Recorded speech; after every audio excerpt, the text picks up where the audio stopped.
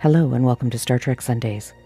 Today's episode is For the Love of Trek, an homage to Star Trek Part 1, in which we'll discuss a happy refrain from the Orville. Part 2 will be published next week, and in that episode we discuss USS Callister from Black Mirror. If you're new here, I'm Victoria, and with me is my co-host T. Star Trek Sundays is a podcast through which we and our guest crew examine the philosophical themes presented in Star Trek, every Sunday at 10 a.m. PST on Clubhouse. Our goal is not to come to conclusions on the themes we discuss, but to spark contemplation and conversation, which we hope continues after the live recording and into the lives of the listeners of the podcast.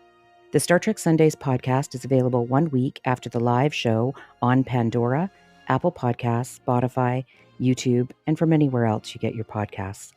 Please consider subscribing to our channels. It helps us reach others who might enjoy the show. T, thanks for curating these 2 episodes that honored Star Trek. Both of them, in different ways, pointed out just how universal and timeless the philosophical themes we discuss on this show are, and how well Star Trek, particularly the original series and The Next Generation, presented those themes. I love that you wanted to mix up the schedule and do something fun for April Fool's Day weekend as well. Can you tell us why you chose these 2 episodes for this week? You bet, Victoria. Star Trek is, without question, the most successful science fiction TV and movie franchise ever created, with another science fiction franchise that starts with Star a distant second. So it should come as no surprise to anyone that it would have its spoofs, parodies, and knockoffs. But then on a rare occasion, out of the dizzying sea of media and cheap clones, actual love letters emerge, expressing their deepest love for the franchise.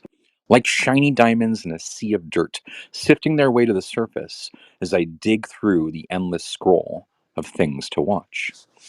When I thought about April Fool's Day, which was yesterday, I thought about the great tradition of doing the completely unexpected, throwing the audience for a loop and surprising them with a real giggle, even if it was promising too much and delivering too little. I thought about how we could flip the script and do something silly, like Raid Shadow Legends Sundays. But then I realized I really didn't have to wander too far off the beaten path to really do something different. Initially, Galaxy Quest came to mind, and I'm still keeping that in my holster for next year. But there were 2 fairly recent additions to the collection that I really wanted to highlight as being both watch-worthy and expressing a deep and abiding love of all things Star Trek. The first was The Orville, a TV series on Hulu, created by the same genius mind who gave us Family Guy, Seth MacFarlane. In so many ways, this is a love letter to Star Trek The Next Generation. I felt like Seth understood so well what worked about The Next Generation that when he built an enterprise of his own, he didn't see the need to change anything. Obviously, the actors are different, and the style has a slightly rubber feel to it, but if you squint hard, it's trivially simple to see it as just another enterprise with just another crew and their friends and families on board, who are doing what members of the Federation do best: trek through the stars while exploring the philosophy of the human condition.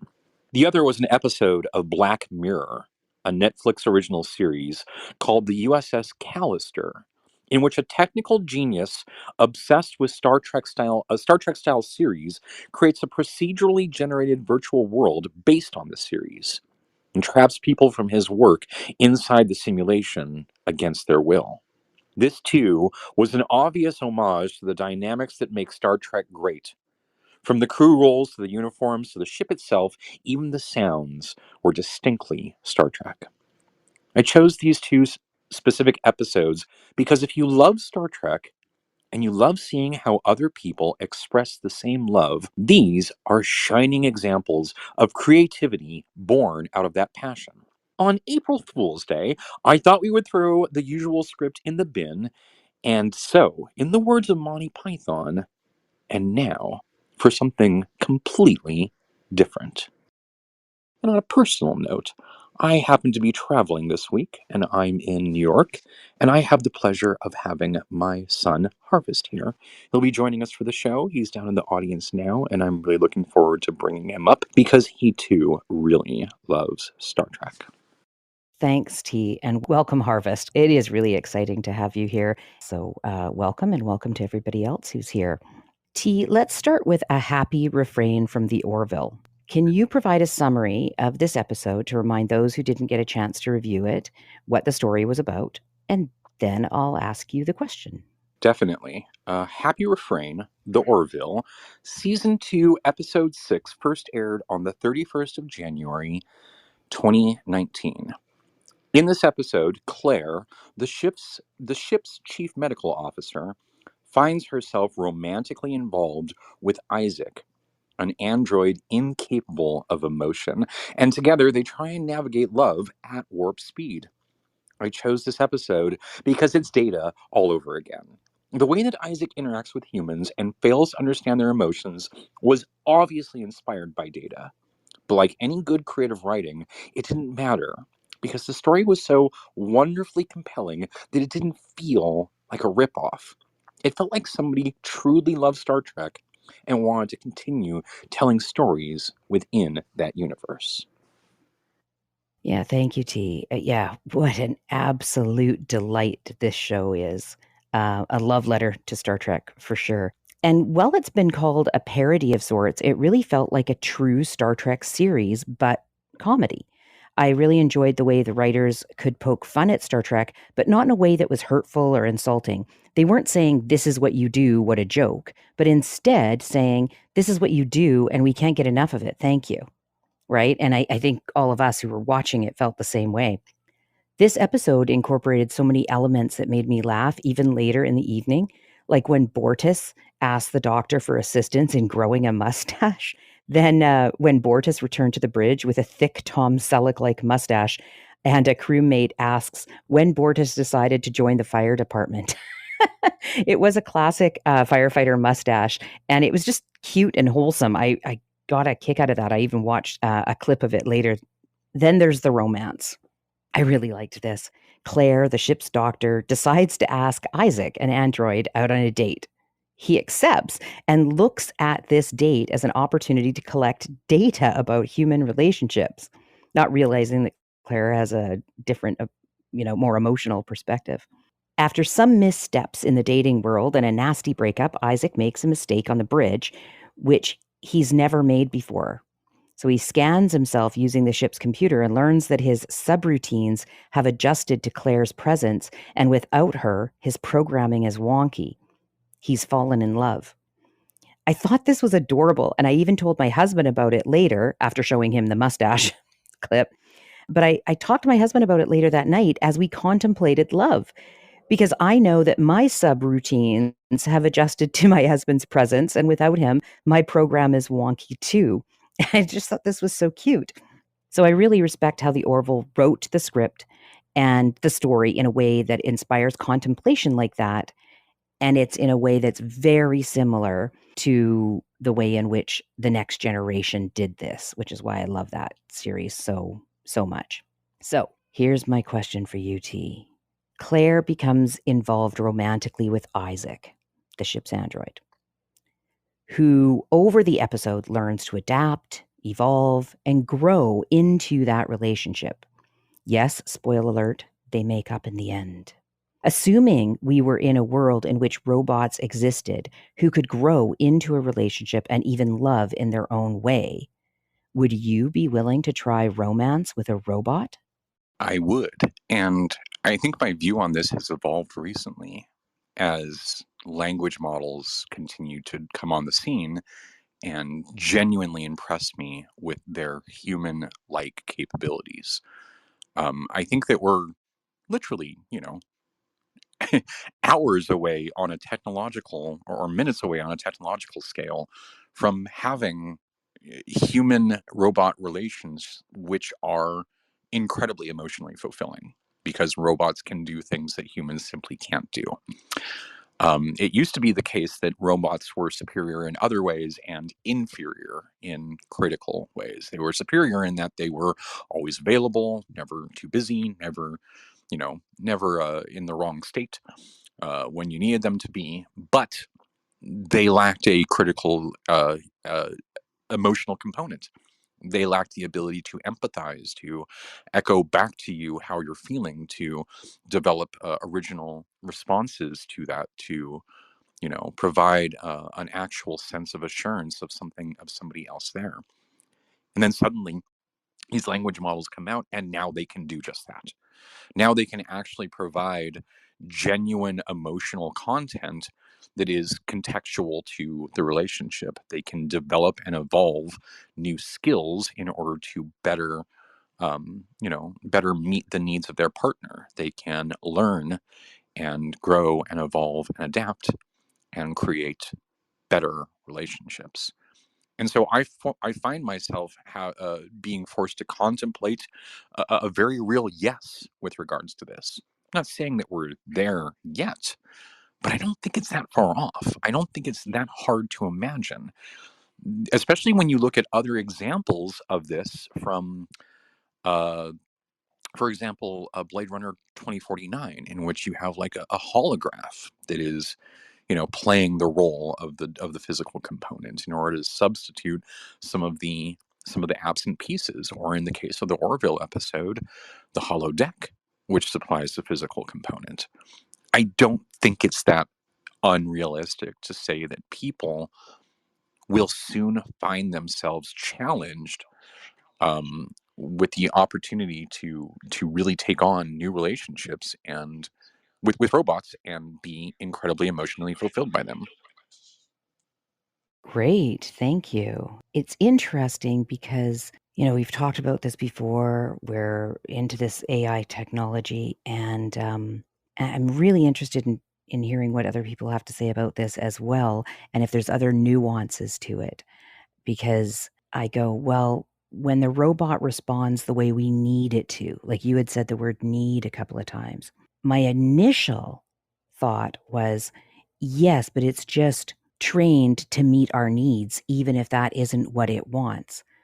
But then I think about real relationships between two bio individuals.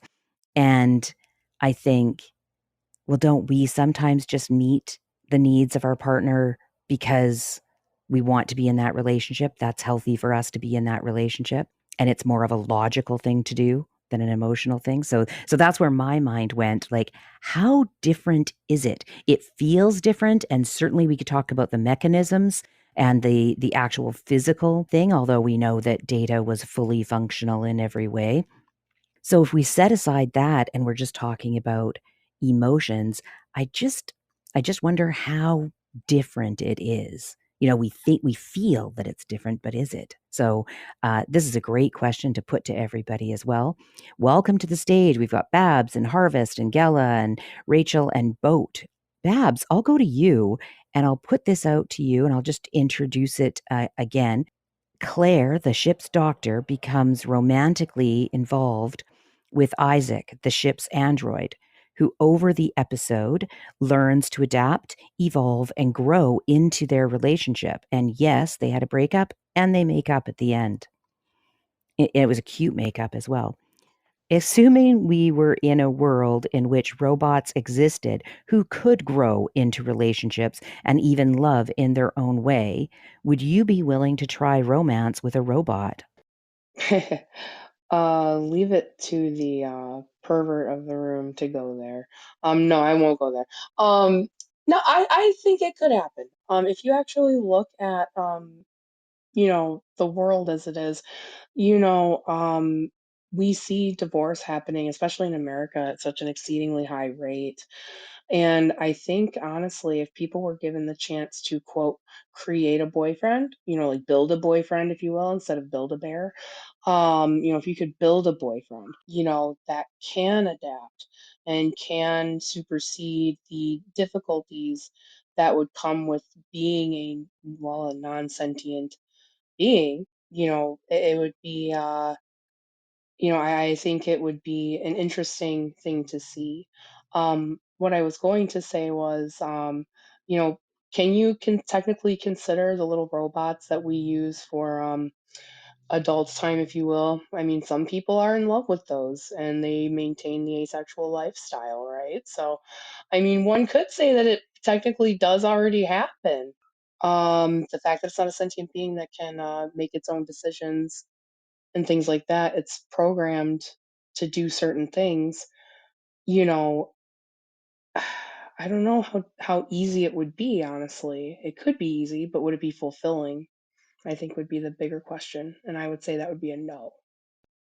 Interesting. Okay. So we've talked on the podcast before about sentience and data in particular, and because this is an homage to the next generation, we could mix this new android to us, Isaac, with data a little bit. And I guess that's where my question is, like, how is that different from people? Like, we adapt and we learn and we know, oh, okay, well, I usually put the toothbrush here, but I know that they want the toothbrushes put in a different spot. Is that something I can adapt to? Right. So I adapt because I want to please my partner and it's not a big deal. Right. And so a robot would be able to adapt and do that because the goal is to be in the relationship. Right.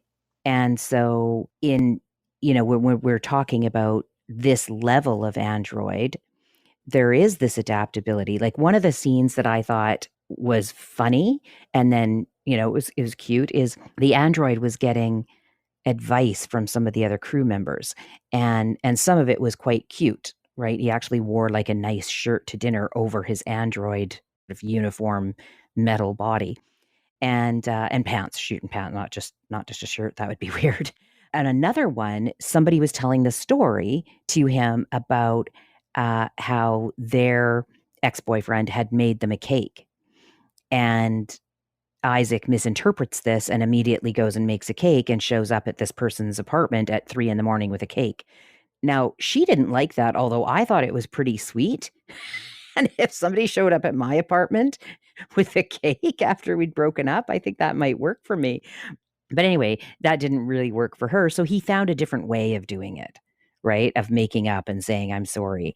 And so I'm looking at this level of emotion and adaptability. And I guess I want to put it out there, like, is it possible or probable that these androids in the future will be able to adapt better than we do? Thank you for your contribution, Babs. Really appreciate that. Harvest, welcome to Star Trek Sundays. Welcome to the stage. Thank you for coming to the watch party yesterday. Really appreciate that. We hope that you continue to come back.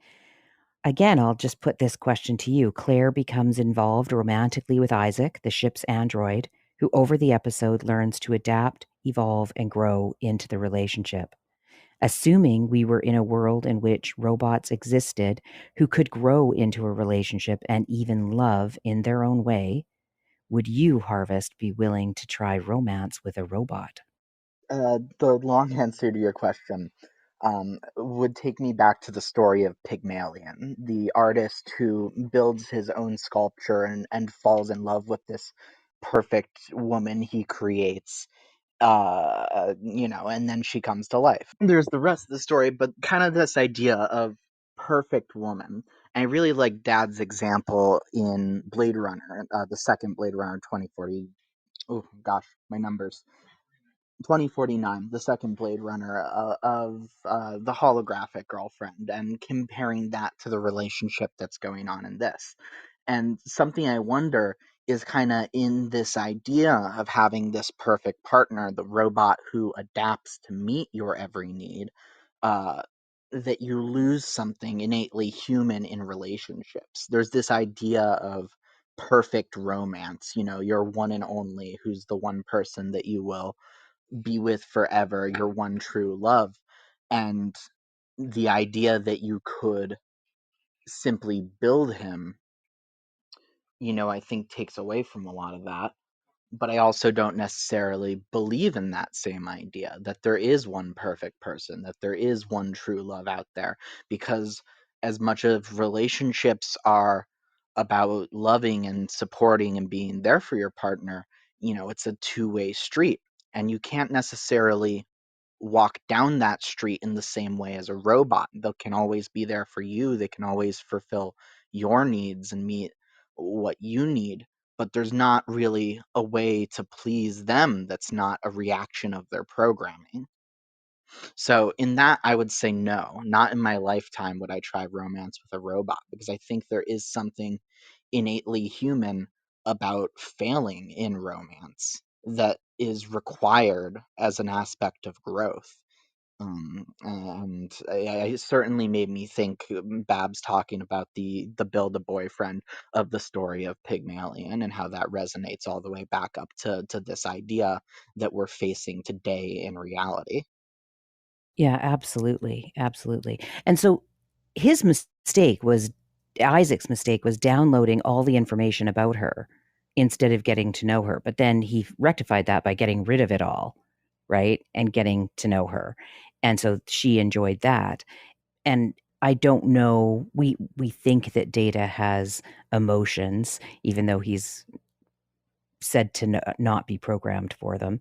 And the same with this one. Clearly, he seemed to enjoy, as much as we can use that word enjoy for a robot, the company of certain people.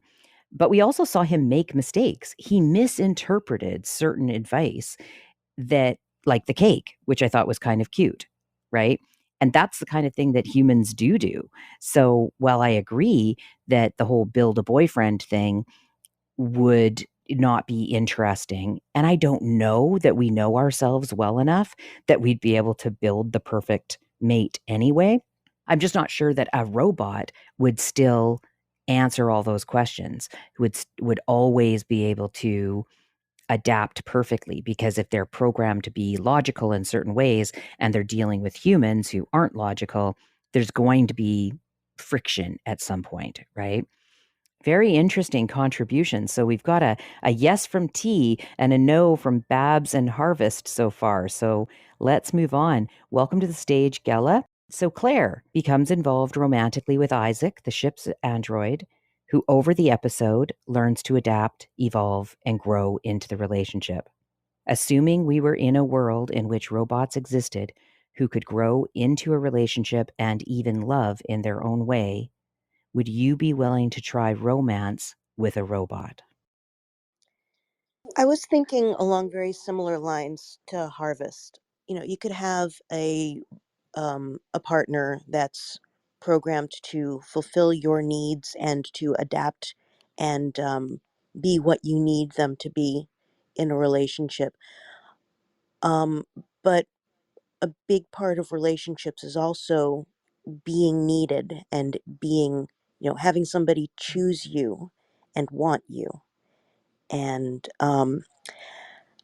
if we didn't have if the kind of robot relationship we're talking about is one where you can go to the robot and say, I want you to be in a relationship with me, and the robot would program itself to be in a relationship with you, versus the kind of situation where we have actually sentient and emotional robots that have needs and wants, desires, and are longing for a relationship themselves.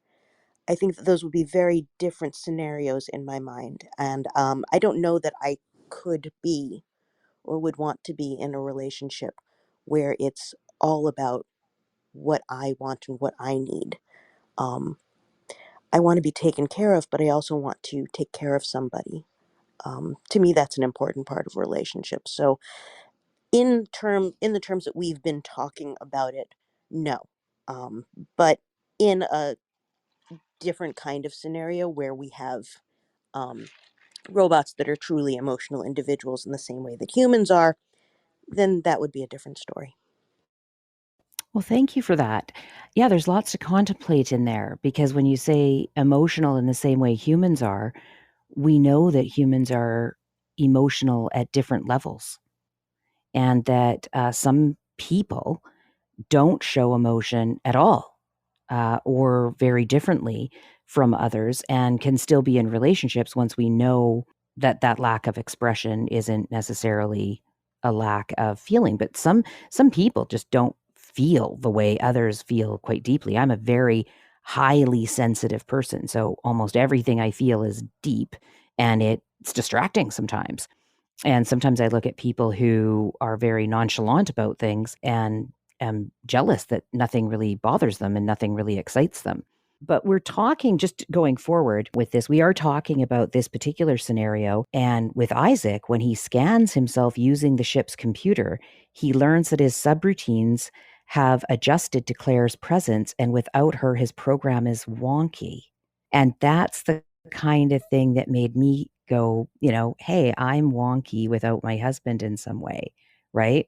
Yes, I could, exist without him, but my subroutines would take time to be adjusted if something happened to my relationship or to my husband. And so in that, I kind of interpreted that scene in the show as him having some need for her in particular, not just a relationship. And I got to tell you, when I was talking to T before this episode, I was thinking on the no side of I don't know I could do it. And now, because I'm trying to counter some of the no's, I'm feeling myself shift a little to, could I date Isaac or could I date Data if those were the options? I think I might, but we'll see. We'll see. We've got a few more shares to get to here. So thank you guys for being so honest and so detailed. I really appreciate it. Welcome to the stage, Rachel. Good to see you. So again, Claire becomes involved romantically with Isaac, the ship's android, who over the episode learns to adapt, evolve, and grow into the relationship. Assuming we were in a world in which robots existed who could grow into a relationship and even love in their own way, would you, Rachel, be willing to try romance with a robot? Well, I'm a bit conflicted because on one hand, I've had conversations with people before, and people have talked like about sex robots, for instance, and I was like, I could never do that. Like when people first started talking about it. But then I see like Her, for example, that movie with Joaquin Phoenix, and I see how someone can develop a relationship with like an AI or something. I know it was a little different because it's an operating system or whatever. But anyway, and then I see movies like Ex Machina, and where the robot is very alluring and appealing and like seems to be have emotion and desire, and but yet in that movie, the guy gets tricked by that. But I see the appeal, and so I feel like against my better judgment, I might. But the one thing was going to say was about what Bab said about build your own boyfriend. Like I agree with her that that wouldn't be very fulfilling. It's like the same thing as having a human that just goes along with everything you want and never pushes back, never causes you to grow, never makes you have to work around them. That is annoying to me. Like when I have dated people that are just like yes, yes to everything and never have their own opinions and never push back, never challenge me, it gets kind of boring and dull. And I think that, if I did design a robot though, I would definitely design it to push back and to not just go along with everything I say all the time. Like I feel like I wouldn't find that very fulfilling. But then when you talk about Data, and I'm like, yeah, I could imagine myself falling for Data. But like I said, it would be against my instincts, I think, because my instincts are like, no, I couldn't do that. So yeah, that's where I'm at. Interesting. I'm glad you brought up the scenario in which a human being can be too compliant, because clearly that's not exclusive to robots, right? So then as we trek along this path, we realize that we're basically dissecting what we want from relationships or in relationships, and it isn't necessarily a bio boyfriend or an android boyfriend or girlfriend or spouse or whatever. It is a certain criteria. So maybe if future androids can meet those criterias, I mean, we don't even talk about the repercussions of this if everybody just had an android spouse. But T, do you have any thoughts so far on what we've heard? It's been everything that I've been sort of hoping for, which is all of these different views that really take things in a different direction. Because coming into this, I hadn't considered the need for failure, and I hadn't considered the taking care of someone else and how that can be a very important part of a romance. And so I'm I'm thrilled because I'm now like rethinking my position, like I love to do. Yeah, it's funny how it ebbs and flows throughout the throughout the show. It's funny. Welcome to the stage, Boat. Thanks for coming. I'll put this to you. So we've got a doctor who becomes involved romantically with Isaac, the ship's android, who over the episode learns to adapt, evolve, and grow into the relationship. And yes, spoiler alert, they did have a breakup and they make up at the end of the show. Assuming we're in a world in which robots existed who could grow into a relationship and even love in their own way, would you be willing to try a romance with a robot? Well, first of all, it's been great listening to everybody's answers. It's a really fascinating topic. In short, I would say 1,000% yes. In part for a number of reasons. One, in part because if it would be possible to program even all of the kind of nuances and uncertainties and desires, or even like, irrational needs, even if you could program all of that stuff into the Android as well, then, like even the androids need to be cared for instance, which I thought was really interesting. Then yes, I would say yes, if you could program all the things that, kind of meet your criteria, and even some things that you could, program as, not, like things that you would ask the robot to evolve in their understanding of you going forward and all that kind of stuff. I would say 100% yes. Also, because I have kind of a dim view of the world, like in a romantic comedy version where, there's kind of simple problems that get kind of resolved and kind of romance and trust is restored. Like, sure, but like, women report like the number one reason, they are, whatever, angry when confronted with, a husband's betrayal. The number one reason is lying about money, not infidelity. And then number two is infidelity generally. One of six women report, some kind of abuse by a man over the course of their lives. 50% of all marriages end in divorce in the United States. Like, I feel like there's so much dysfunction. It's not a rosy picture at all when it comes to relationships, right? So I think if you could have a partner who you trusted, who surprised you, who wouldn't lie to you, who, was compatible with you sexually, who helped, keep the home that you're living in kind of economically stable by virtue of their skill set, out in the kind of workplace, right, out in the world, I don't see any reason why you wouldn't, because, humans don't oftentimes, as we all have experienced in our lifetimes, kind of hold up their end of the bargain when it comes to like all of the really important things that make for a stable relationship. And so, yeah, I would say yes, if you could program in all the things that you want, and then, be able to edit out all of the, kind of potential problems like being betrayed, being lied to, being, hurt either physically or emotionally, promote like a stable emotional relationship on a daily basis, 1,000% yes. Great. Yeah. Yeah, I'm getting to that side myself, having come in not knowing. I think that those are all really good points, especially about, if you want a long-term relationship and not necessarily just that infatuation at the beginning of a relationship. Like, who doesn't love that weird sort of addiction to someone who's lit up certain tiles of your dance floor personality that just like you're like, oh, that's never been lit up before, but that doesn't always make a long-term relationship. That's You could right. evolve your sex life. Like, think of like how much like kind of judgment and, you know, kind of the value system, even in the US, that has, I think, been the responsible for exploding pornography in this country, right? There's so much repressed sexual desire because of our inability to talk about it, even as a society. And so think about like, an android not judging you for the things that you're interested in exploring sexually at all, and then also helping to fulfill those. Like, I think that has a mental health component that it would be extremely healthy, right? Not only for your individual relationship, but for the broader community that you're living in.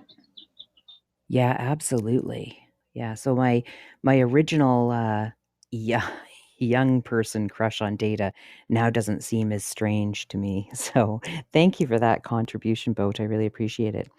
Steve, we'll move on to you. Thank you for hosting the watch party yesterday. It's always a pleasure to be there with on Discord with everybody and to review what we thought of some of the episodes on Clubhouse here between the episodes. So thank you for taking the time to do that for us. I really appreciate it. How about you?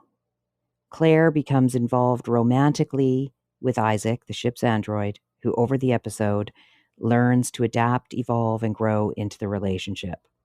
Assuming we're in a world in which robots existed who could grow into relationships and even love in their own way, would you be willing to try romance with a robot? Thanks for that. So I certainly would. Like, I mean, not while I'm married and happily so. My wife's like in the same room as I give this response. Um, but so it's funny because one of the first movies we saw together was the movie Her, and I thought a lot about it in that movie and how there was so much to that relationship, though it was an artificial intelligence that was just so like personal, right? It was just two personalities coming together and adapting to one another.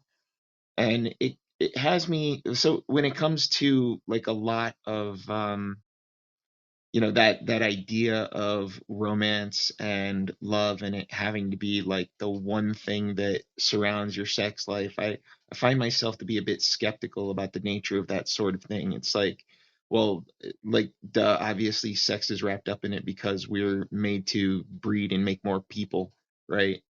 But without that factor and with us just thinking in terms of our own psychology, what's good for us, what would benefit us in these relationships to whatever ends we come up with independently, regardless of whether or not natural selection wants us to breed.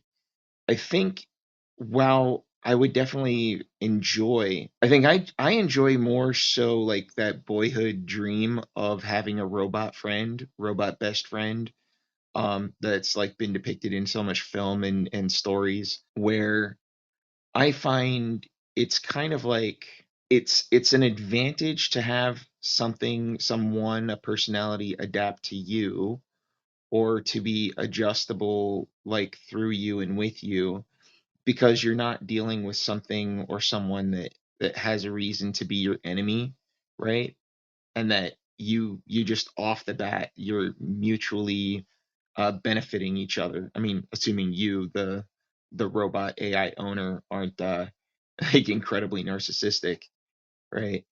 And so for me, it's just kind of like I would be happy with starting that relationship in a sense, but I'd want to ensure that if they don't start out as being free and as independent as I myself am, that by the time I can bring about the ability for them to be so, that I've done enough in our relationship and in our interactions to be able to freely and with their actual genuine want to continue that. And if not, just like the movie Her, people got to grow apart. I mean, that's just kind of the way it is. So yeah, I certainly more than any aspect of this question really look forward to developing some interpersonal relationships with artificial intelligence moving into the future, because if nothing else, I want to keep myself updated and challenged and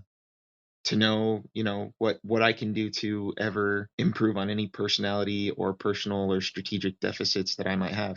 Fantastic. Yeah, thanks, Steve. You've brought up a couple of things when you were talking um, earlier. You said something about breeding, and I don't want us to get off track because we're making good time right now. But perhaps later we can review like how does this work with having children? Does this mean that perhaps there might be some almost polyamorous kind of living? Maybe it's not the amorous part, but communal living, so that the bio people are making bio kids, but then would the androids want to have Android kids as well. So I just want to throw that out there for everybody to kind of just keep in the back of your head. And then perhaps if we have some time in a little while, we can talk about what that family unit might look like. Well, thank you, everybody. Those contributions were fantastic. Lots to think about. This has already been a great morning. And that wraps up For the Love of Trek, an homage to Star Trek, Part 1. Thank you for listening. This is Star Trek Sundays on Clubhouse. Our regular show is Sunday at 10 a.m. PST. To be notified of future shows, please join the house on Clubhouse and our mailing list at StarTrekSundays.com. Thank you for listening, and we hope you have a great week.